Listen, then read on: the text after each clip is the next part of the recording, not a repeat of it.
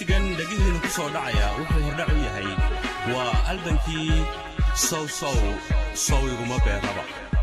iyo codkii dabacsanaa ee fannaankii qaaliga ahaa maxamed axmed kuluc waa farshaxankii sheego baan stuudiyo waxaana sii u helay inay idiin soo bandhigaan